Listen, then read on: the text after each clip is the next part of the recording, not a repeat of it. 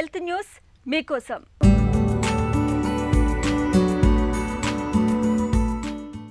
వయసుతో పాటు ఒంట్లో జవసత్వాలు సన్నగిల్లడం సహజమే. అయితే వయసుతో పాటు ఎత్తు కూడా తగ్గడం అనేది ఏమంత మంచి లక్షణం కాదని అంటున్నారు పరిశోధకులు. వయసులో ఉన్నప్పుడు బాహుబల్లా కనిపించేవారే వృద్ధాప్యం వచ్చాక చాలా మంది సన్నగా కుచించుకుపోతూ ఉంటారు. ఇలా ఎత్తు తగ్గడం అనే లక్షణం కేవలం వయసు పెరగడాన్నే కాదు, మనలోని కొన్ని తీవ్ర అనారోగ్యాల్ని పట్టిస్తుందని చెబుతున్నారు శాస్త్రవేత్తలు.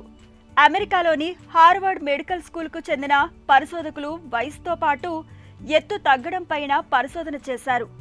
ఇలా కుచించుకుపోవడం అనేది మామూలు కన్నా వేగంగా జరిగితే అదే గుండె, శ్వాసకోశ సమస్యలకు సంకేతమని శాస్త్రవేత్తలు చెబుతున్నారు.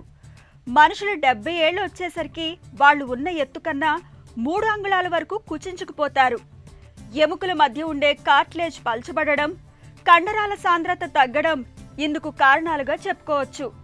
కానీ కొందరిలో ఈ ఎత్తు తగ్గే వేగం ఎక్కువగా ఉండటాన్ని శాస్త్రవేత్తలు గమనించారు.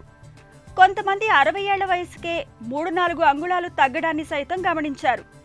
వంశపారపర్యంతో పాటు పోషకాహార లోపాలు ఇందుకు కారణమైన వాళ్లలో హృద్రోగ సమస్యలు, ఊపిరితిత్తుల సమస్యలు కూడా ఎక్కువగానే ఉన్నట్లు అధ్యయనంలో తేలింది.